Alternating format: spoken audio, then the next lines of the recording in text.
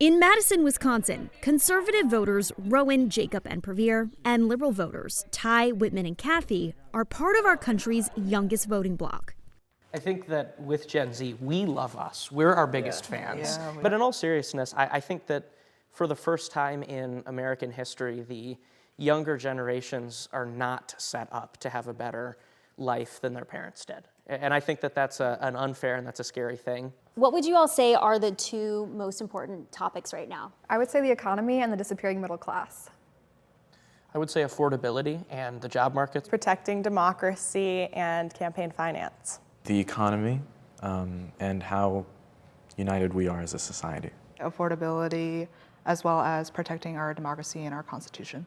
Income inequality and foreign policy. Let's dive into cost of living because that is one of the biggest stressors for all Americans, but especially people in our generation in Gen Z. Yeah. How would you all describe affordability right now? No bueno. Yeah. I preferred this administration tackling it than I would have a hypothetical Kamala Harris administration. When I look at the federal administration, the Trump administration right now, I don't see them using their powers to help young people, help the working class, and help people that are struggling. I think their priorities are in a lot of different areas, but not focused on that right now. I'm actually moving down south. The south is where I see where I can actually build a future where I see home ownership as a possibility. Gas prices are a funny thing because we complain about them, but we have to pay for them anyway. I have like a tiny car and I just spent $40 to fill it up fully. And it's a lot, and it just gets to be a lot when you stack all of these things. And, ideologically, whatever, I just want my life to be livable. Gen Z is entering a tough job market. Data from the U.S. Census Bureau shows a rise in unemployment for young folks with or without a college degree. What are your thoughts on the job opportunities, the job market in this moment? We're the first generation to be graduating into the era of AI, and we've watched firsthand while the entry-level jobs that were always supposed to be available for new graduates are slowly disappearing. It's a very scary time to be entering the job market, and when we look to politicians and the federal government, it doesn't feel like they're taking the issue seriously. I have personally applied to over 20 internships within the past few months. I've either gotten rejected or completely ghosted. I also want to go to law school, and I also want to take a gap year being a paralegal as well. And I also recently learned that lawyers at big companies are also using AI to help write their memos or research a little bit. And it makes me very worried. I want to do a quick rapid fire, so just one word to respond to this. How would you describe the Republican Party right now? Disjointed. Misguided. Failing. Large.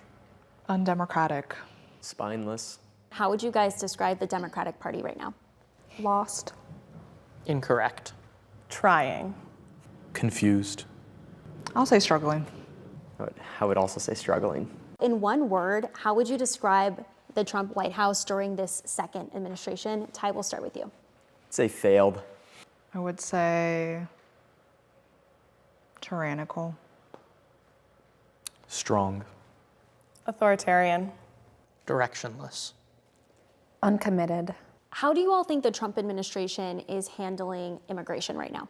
I'm happy with some of it. I like that it did start with deporting people who are actual criminals, and I think that Trump ran heavily on focusing on criminals, and yet we are seeing people who don't fit that description being detained, and they are in the country illegally, so there is that aspect. I am a proud daughter of Chinese immigrants, and my parents are hardworking people.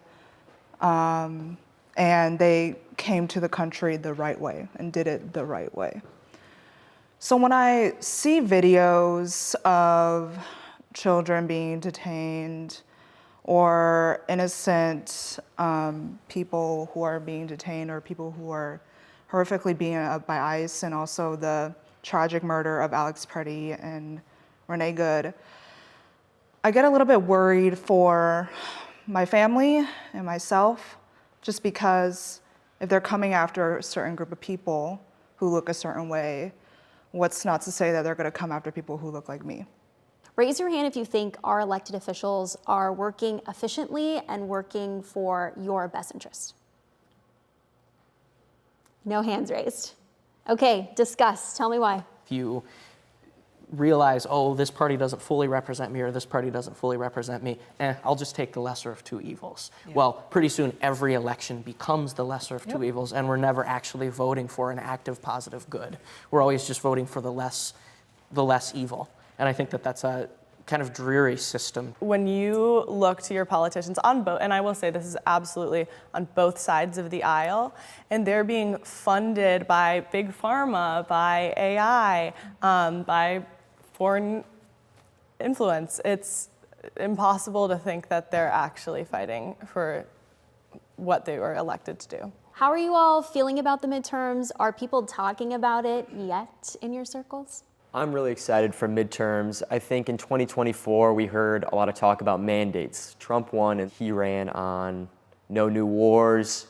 He ran on affordability, really. And now I think we see we're entangled in multiple nations. There's been 2 years. There's been a Republican Senate, a Republican-controlled House, and a Republican in the White House. And we'll see how voters feel about the work that they've done. I'm a little concerned about the midterms due to conservatives just aren't showing up to vote unless it's like a presidential big election. I mean, we saw this with our last spring election. We pretty much lost as conservatives to the people who were running for the Democratic Party.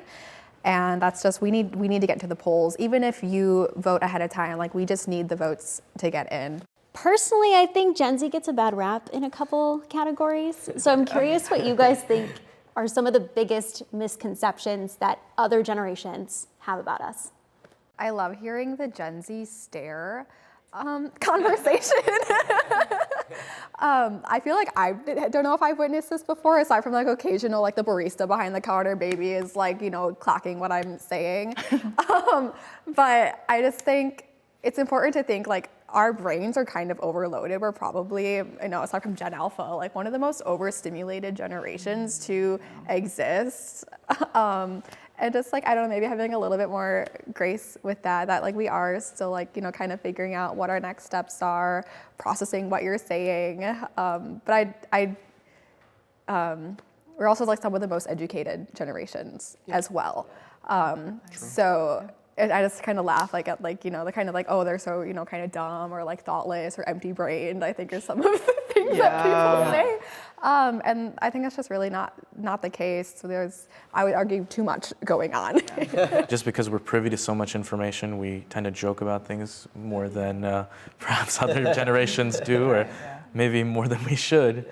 But I do think at the end of the day, we do care about our future and the future of our fellow American. That's what I was going to say, touching on like the not serious or maybe not smart. I think we have so much information, and most everybody that I know is incredibly locked in on like current events and all sorts of different issues. We've got everything one Google search away from us, and I think we're incredibly smart. We're incredibly tuned into what's going on, more so than others are. And I think we're aware of the biases that we have and are educated about it. And we're being informed like on our phones, right? In our group chats, the podcasts, the streams, and that's also another big difference. I caught myself the other day. I was talking to a friend and I said, "Yeah, did you hear this thing happen?" And he's like, "Well, no, it didn't." I was like, "Yeah, it did." And I was like, well, he said, "Where'd you hear that?" "Well, I read a headline." And then I remembered back when I was in high school, there was some study we were doing in my marketing class where they were talking about 80% of Americans don't actually read the article, they just read headlines, and I'm like, I fell for it. I fell for the thing. Despite their political differences, these 20-somethings still have hope for the future of our country. I think the American dream can be possible. I don't know right now, like the current trajectory we're on, I don't necessarily feel like we're setting people up to achieve it, but I think we can get there. I think one thing that may need to change in terms of the mentality of our generation and younger people is that, as harsh as it may seem, no one's really coming to save you. Not the government, not someone you're friends with, no one. And at the end of the day, your life falls on you. My hope for the future of America is that we get leaders who actually care about the American people, who follow through on what they say they're going to do. My hope is that we have a society that feeds into the families and feeds into one another, that we stop being so individualized and come together again as a community, because that's, as humans, is what we're made for.